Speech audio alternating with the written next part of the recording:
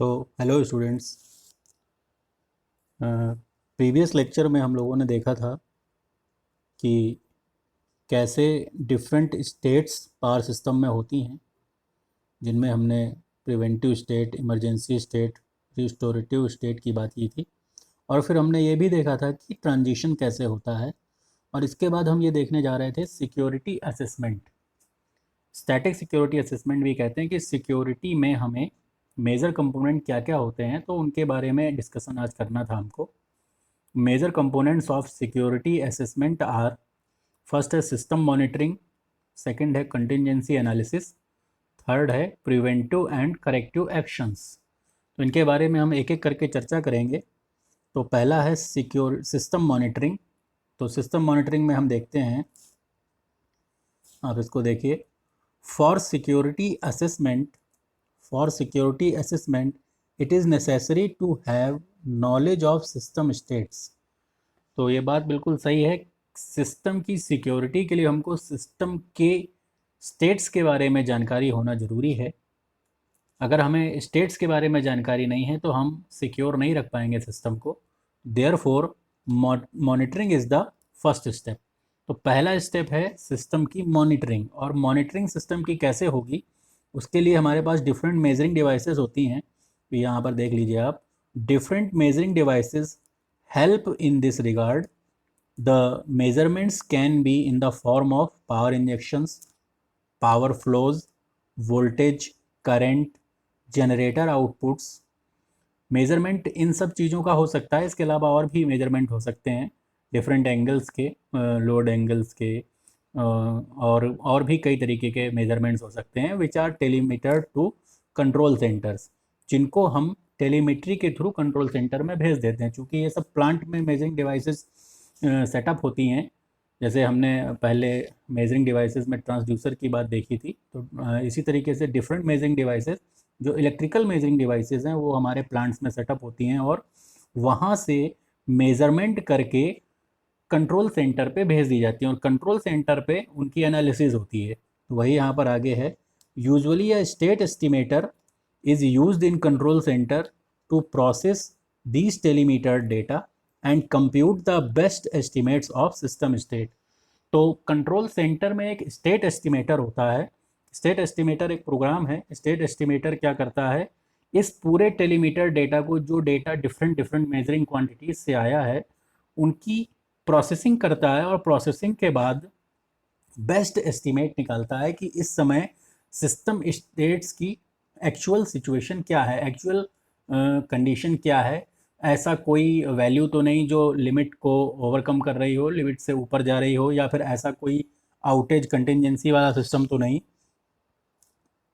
तो और दूसरा कि हम डिफरेंट टाइप का कंट्रोल भी हमारे होता है कि हम कंट्रोल सेंटर से बैठकर ही रिमोट कंट्रोल कर सकते हैं। तो वो यहाँ पर लिखा हुआ है, the remote control of different circuit breakers, disconnector switches, transformer taps etcetera is generally possible. और ये भी होता है।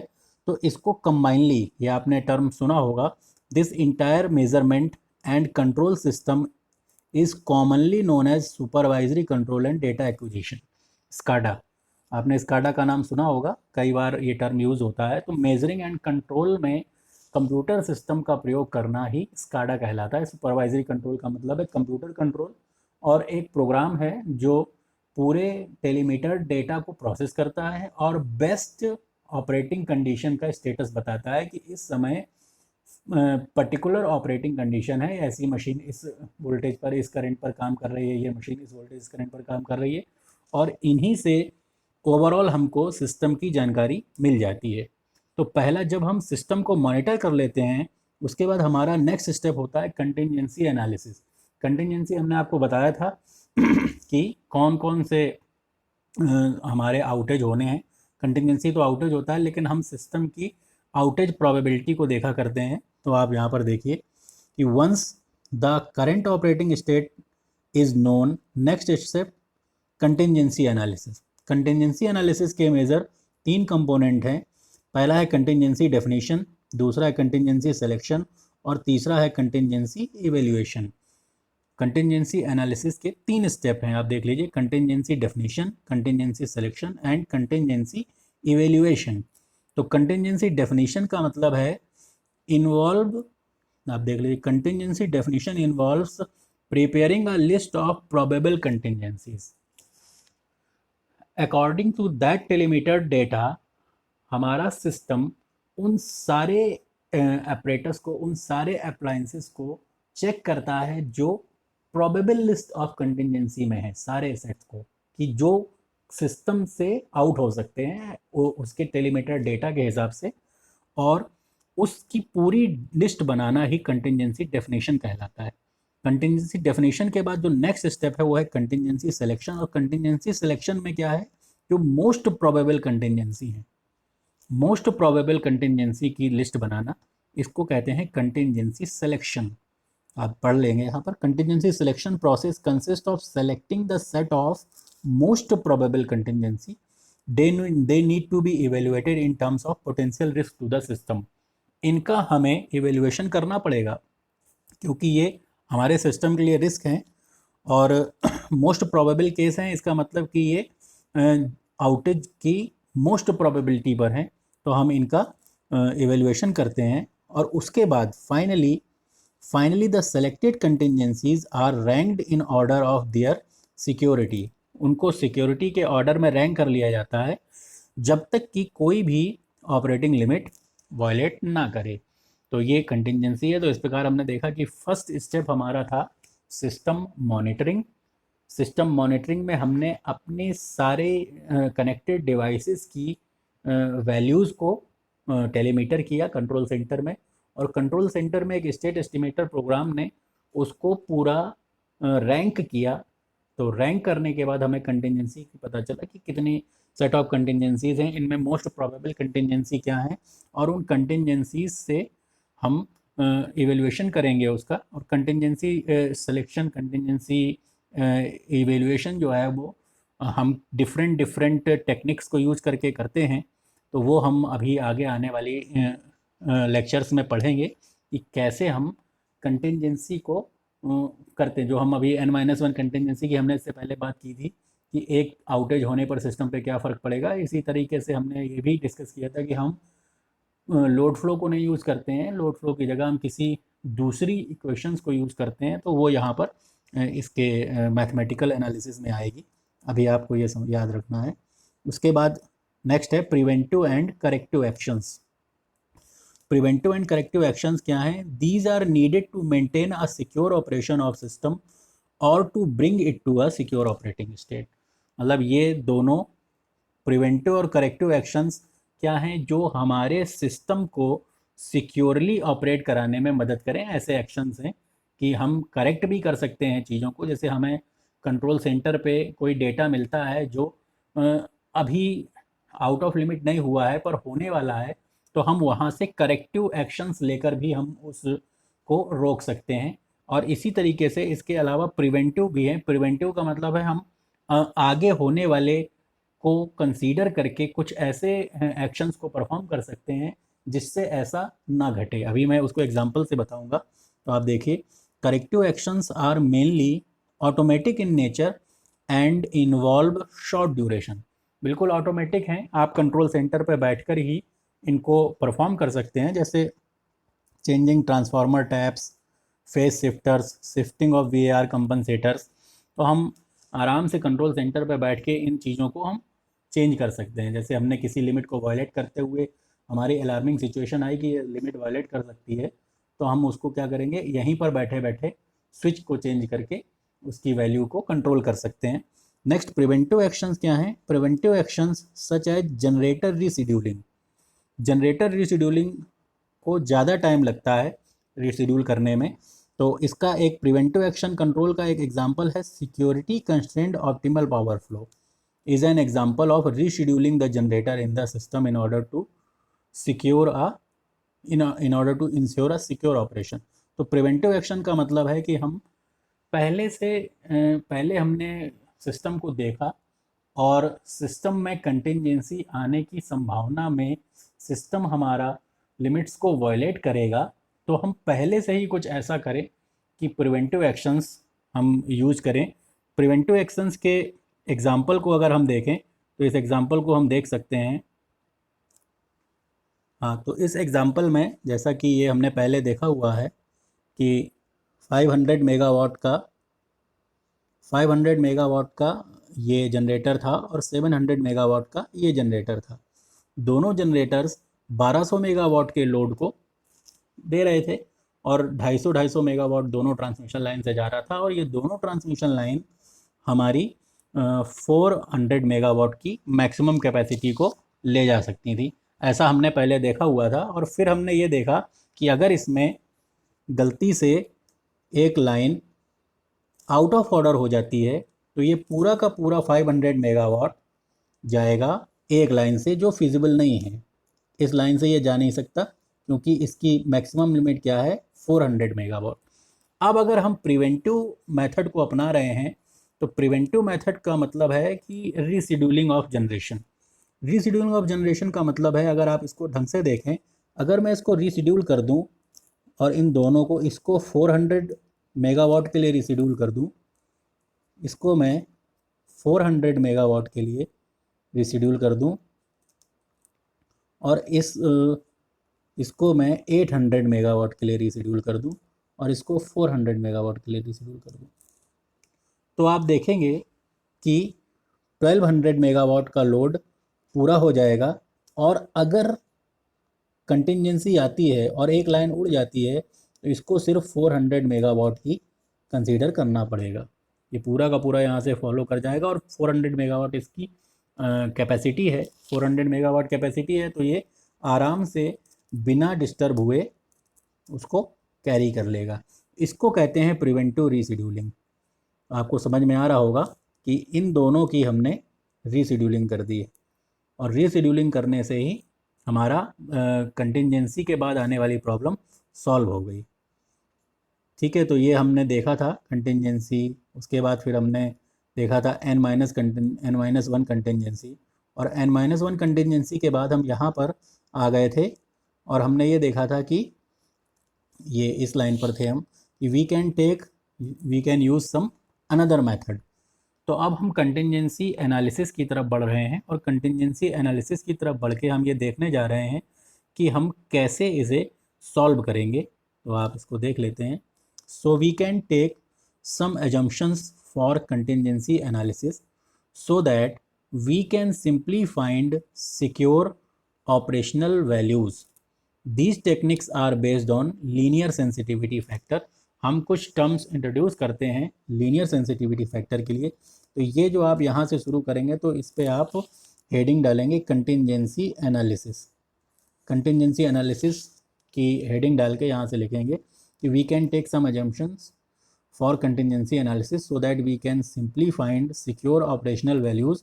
These techniques are based on linear sensitivity factor. तो यहाँ पर हम दो तरीके से लीनियर सेंसिटिविटी फैक्टर बनाएंगे। We use two types of sensitive factor. पहला है जनरेटर आउटेज सेंसिटिव फैक्टर, जिसको हम GOSF कहते हैं, और दूसरा है लीनियर आउटेज सेंसिटिविटी फैक्टर, जिसको हम LOSF भी कहते हैं। तो मैथमेटिकली आप देखिए, अभी मैथमेटिकली के बाद हमको इसको क्लियर समझने में आसान होगा। अभी तो ये थोड़ा सा टफ लगेगा। GOSF क्या है? del Pij upon del Pk. Mathematically it is defined as del Pij upon del Pk. Pij का मतलब है real power flow over a line between बस I and J। Real power flow over a line between बस I and J। और delta Pij क्या हो जाएगा? Change in Pij। ठीक है, Pij I और J के बीच में कोई पावर फ्लो हो रहा होगा, और फिर अगर उसमें कुछ चेंज होता है तो वो हो जाएगा डेल्टा Pij। Pk है इंजेक्टेड पावर एट बस के। बस के में पावर का इंजेक्शन Pk है, और डेल Pk है चेंज इन Pk। तो आप देख लीजिए जनरेटर आउटेज सेंसिटिव फैक्टर क्या है? Change in power flow between I and J and change in injective power at K। तो कैसे होगा, इसका क्या एक्सप्लेनेशन है? एक्सप्लेनेशन के लिए हम देखते हैं। देखिए आप, GOSF is the ratio of change in power flow over a line between bus I and J due to change in real power injection at bus K। तो इसको हम ऐसे देखते हैं कि मान लीजिए कि हमारा थर्ड बस का पावर चेंज होता है। थर्ड बस का पावर चेंज होने का मतलब है हम डेल P3 की बात कर रहे हैं, और इस चेंज की वजह से 1 और 4 के बीच में पावर फ्लो में क्या चेंज होगा, इसको हम कहते हैं GOSF। ठीक है ना। थर्ड बस में रियल पावर फ्लो के चेंज की वजह से 1 और 4 के बीच में पावर फ्लो क्या चेंज होगा, उसको हम कहेंगे जनरेटर आउटेज सेंसिटिविटी फैक्टर। आप यहाँ पर पढ़ सकते हैं, let we have to see the change of P between 1 and 4 due to change in 3। 3 के रियल पावर में चेंज होने की वजह से 1 और 4 के बीच में पावर फ्लो में क्या चेंज होगा, उसको जनरेटर आउटेज सेंसिटिव फैक्टर कहा। These changes are measured from the pre contingency steady state. ये जो चेंजेस है मेज़र करेंगे, क्योंकि पहले प्री कंटिजेंसी के पहले का मतलब है कि सिस्टम हमारा बिल्कुल एक्चुअल काम कर रहा है, और एक्चुअल सिस्टम काम करने के बाद कंटिजेंसी आई। कंटिजेंसी आने के बाद कोई एक, जैसे हम यहाँ पर देख पा रहे हैं कि हमारे 2 जनरेटर हैं, एक 100 मेगावाट का है और एक 50 मेगावाट का है, और हमारे लोड ये 100 मेगावाट का जनरेटर है और ये 50 मेगावाट का जनरेटर है, यानी कि टोटल 150 मेगावाट हमारा जनरेशन है। लोड हमारा 60 मेगावाट और 85 मेगावाट, यानी कि 145 हमारा लोड है। 5 को हम लॉस मान लेते हैं। तो प्री कंटिजेंसी से हम मेज़र करेंगे। अभी यहाँ पर कोई रियल पावर फ्लो कर रही होगी और इस यहाँ पर कोई इंजेक्शन पावर का हो रहा होगा, और जैसे ही इसमें कोई चेंज होता है तो यहाँ पर क्या चेंज होगा, इसी को हमने कहा जनरेटर आउटेज सेंसिटिविटी फैक्टर। तो देखिए, तो अगर इस फॉर्मूले में अगर हमको GOSF पता हो, तो यही यहाँ पर लिखा हुआ, if GOSF is known then by knowing del P3 हम P14 निकाल सकते हैं। अगर हमको GOSF पता हो और हमें पावर इंजेक्शन एट 3 का चेंज पता हो, तो हम P14 में क्या चेंज होगा वो निकाल सकते हैं। ये बात आपको समझ में आ रही होगी, एक बार फिर से देख लीजिए। अगर हमको GOSF पता हो और P3 में क्या चेंज होने वाला है ये पता हो, तो हम 1 और 4 में क्या चेंज होगा ये हम निकाल लेंगे। ठीक है।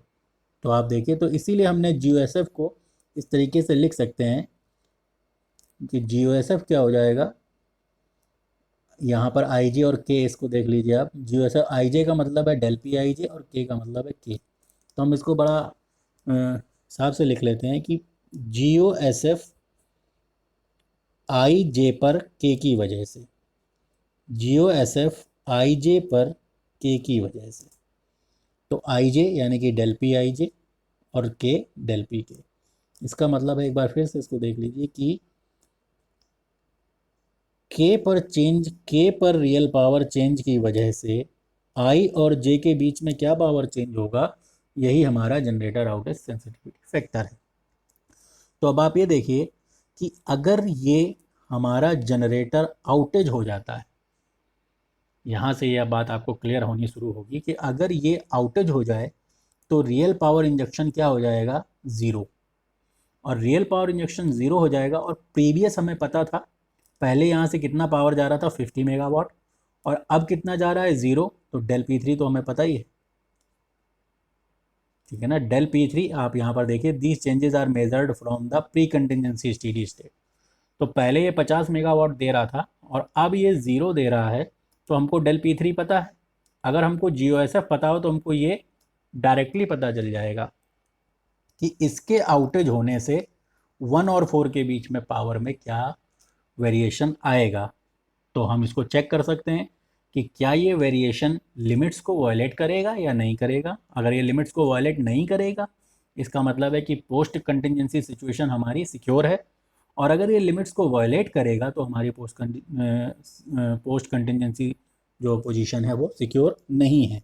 तो इस तरीके से, तो आप यहाँ पर ये देखिए, यही लिखा हुआ है, now if there is an outage of generator at 3, तो नई रियल पावर इंजेक्टेड क्या है, ज़ीरो हो जाएगी। तो डेल P3 आपको पता है, जैसा हमारे एग्जांपल में हमें 0-50 पता है। So if all GOSFs are known, अगर हमको सारे GOSF मतलब 1 to 4 के बीच में, 1 to 2 के बीच में, 1 to 3 के बीच में, 3 to 4 के बीच में पता हो, तो हम इसकी वजह से आउटेज का निकाल सकते हैं। इसी तरीके से मान लेते हैं कि 1 में आउटेज हो जाए और हमें 2 और 3 के बीच में निकालना हो, तो हमारा हो जाएगा क्या हो जाएगा, डेल P23 बटे डेल P1, इस तरीके से हमारा निकल आएगा। तो यही यहाँ पर आपको दिखाना है कि अगर सारे GOSF आपको पता हो तो आप हर एक के बीच में क्या पावर चेंज होने वाला है आप उसे आराम से निकाल सकते हैं। और जब आप पावर चेंज निकाल सकते हैं तो पावर चेंज क्या होगा, नई नई पावर आप आराम से पालेंगे। PIJ न्यू क्या हो जाएगा, PIJ ओल्ड जो पहले बह रही थी कंटिजेंसी से पहले, और डेल PIJ जो आपने अभी ऐड की है, जो अभी यहाँ से निकाला है हमने GOSF के पता होने से। तो आउटेज होने पर हमको, जनरेटर के आउटेज होने पर ये क्लियर हो जाता है कि जनरेटर जब आउट होगा तो वो पूरा का पूरा रियल पावर ज़ीरो हो जाएगा, और जो प्रीवियस वैल्यू जनरेटर की थी जितना वो दे रहा था, उसी वैल्यू को हम डेल P3 की तरह या डेल PK की तरह यूज़ कर लेंगे। ठीक है, so let we take an example. If there are m generators in the system, अगर सिस्टम में m जनरेटर्स हैं, एक स्लैक हो जाएगा। हमने पढ़ा है कि एक जनरेटर बस हमारी स्लैक बस हो जाती है, और बाकी जो PV बसेस हैं वो कितनी बचेंगी, m-1, बाकी बचेंगी m-1। अब इस m-1 में एक जनरेटर आउट हो जाए, m-1 में एक जनरेटर आउट हो जाए तो हमको इस जनरेटर को कंपनसेट करना पड़ेगा। ठीक है, जनरेटर, तो हमारे पास कुछ अजम्पशंस हैं। हमारे पास अजम्पशंस ये हैं कि ऐसा हम कर सकते हैं कि ये जो जनरेटर आउट हुआ है इसका पावर स्लैक जनरेटर के द्वारा दे दिया जाए, क्योंकि जो भी जनरेटर आउट हुआ है वो कुछ पावर इंजेक्ट कर रहा था और वो पावर इंजेक्शन बंद हो गया। अब उस पावर इंजेक्शन को पूरा करने के लिए हम क्या करेंगे, तो हम ऐसा अजम्पशन ले रहे हैं कि मान लेते हैं हम वो स्लैक से दे दें, क्योंकि हम जनरली सबसे बड़े जो जनरेटर होता है उसको स्लैक बस मान लेते हैं, तो वो दे सकता है। This assumption is not very feasible, दो सिंपल, हालांकि ये सिंपल लग रहा है पर ये फिजिबल नहीं है। फिजिबल क्यों नहीं है, because may be there is outage of big generator and slack generator have not such capacity. ऐसा हो सकता है कि जो हमारा आउटेज हुआ है जनरेटर का वो बहुत बड़ा जनरेटर हो और स्लैक जनरेटर उतनी कैपेसिटी ना प्रोवाइड कर पा रहा हो। तो इसके बाद एक अगला मेथड है, अनदर अजम्पशन क्या है, अनदर अजम्पशन ये है कि जो जनरेशन लॉस्ट हुआ है वो बाकी जितने भी जनरेटर लगे हुए हैं सिस्टम में उनसे कंपनसेट किया जाए, जितने भी जनरेटर सिस्टम में हैं उनसे कंपनसेट किया जाए। तो उसको देख लेते हैं कि सपोज सिस्टम है 6 जनरेटर्स, 1 2 3 4 5 6, और इसमें 4 जनरेटर जो है वो लॉस्ट कर जाता है।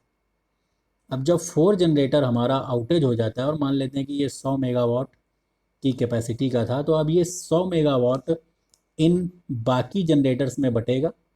तो इसके बटने के भी दो तरीके हैं, या तो हम बराबर बराबर बांट दें। बराबर बराबर बांटने का मतलब है we can distribute the load either by same on all, but it is not feasible. ये इसलिए फिजिबल नहीं है क्योंकि हो सकता है कि ये अपनी मैक्सिमम कैपेसिटी पे काम कर रहा हो और इसको एक्स्ट्रा लोड ये ले ही ना पाए। तो क्या होता है, तो जो एक्चुअल है distribute according to their MVA rating, जो डिस्ट्रीब्यूशन है इसके लोड का बाकी जनरेटर्स पे वो उनकी MVA रेटिंग्स के हिसाब से बांटा जाए। तो MVA यहाँ पर एक नया टर्म इंट्रोड्यूस होता है, डिस्ट्रीब्यूशन, इसको हमने कहा gamma L SL upon sigma I equal to 1 to M, I not equal to K, क्योंकि के तो आउटेज ही हुआ है, SI। तो देखिए अगर चौथा आउट हुआ है, चौथा आउट हुआ तो गामा 1 क्या हो जाएगा, मतलब पहले का contribution S1 upon S1 plus S2 plus S3 plus S4 S5 plus S6, इसी तरीके से गामा टू क्या हो जाएगा, गामा टू हो जाएगा, अगर हम इसको इनसे देखें तो गामा टू हो जाएगा H2, इसको क्लियरली देख लेते हैं, गामा टू हो जाएगा H2 upon S1 plus H2 plus S3 plus S5 plus S6। इसी तरीके से हम gamma two, gamma three, gamma five, gamma six निकाल सकते हैं। ठीक है, एक मेथड तो ये था जो हमने अभी पहले डिस्कस किया था कि बराबर बराबर बांट दें, लेकिन बराबर बराबर बांटने में चूंकि इनकी रेटिंग्स अलग अलग हैं तो बराबर बराबर नहीं बट पाएगा, तो हम इस हिसाब से बांट देते हैं। तो इसका मतलब है कि जो जनरेटर आउट हुआ है उस जनरेटर का लोड इन लोगों ने शेयर कर लिया है। जब इन्होंने शेयर कर लिया है तो इनका जनरेटर शेयर भी होगा, del one, gamma one del P K, gamma two del P K, जो भी चेंज था, gamma three del P K, gamma five del P K, gamma six del P K. तो देयर फोर न्यू पावर, ये जो P I J new है ये सिर्फ del P के ना होके, ये देखिए पूरा होगा, P I J new is equal to P I J old plus del P K G O S F I जे के, ये वही है, आई और जे में अंतर के की वजह से, और बाकी ये इनका हर एक जनरेटर का, क्योंकि जो जनरेटर आउट हो जाएगा उसके अलावा बाकी सबका शेयर, ये हमें इससे घटाना पड़ेगा, क्योंकि ये आउटेज नहीं होगा, ये तो शेयर हो गया है, तो ये इसको कम करेंगे हम, क्योंकि जितना भी लोड शेयर हो जाएगा वो इससे घटाना पड़ेगा, तभी बाकी हमारी लाइन से पावर निकल पाएगी। ठीक है, यह बात आप समझ पा रहे हैं कि अगर एक भी लोड शेयर नहीं होता तो हमारा ये टोटल पावर न्यू निकल के आता, आईजे में बहने वाला लोड फ्लो करता दूसरी ओर से, पर कुछ लोड शेयर हो गया है उसको हमें इससे घटाना होगा। तो ये हमारा जनरेटर आउटेज सेंसिटिविटी फैक्टर का कॉन्सेप्ट है। इसको आप ज़रा ढंग से एक बार देख लीजिएगा, नया कॉन्सेप्ट है, तो हो सकता है आपको कुछ प्रॉब्लम हो। अगर प्रॉब्लम होती है तो आप मेरे ग्रुप में उसको लिख सकते हैं, उसको जो है क्लियर कर दिया जाएगा। Okay, thank you.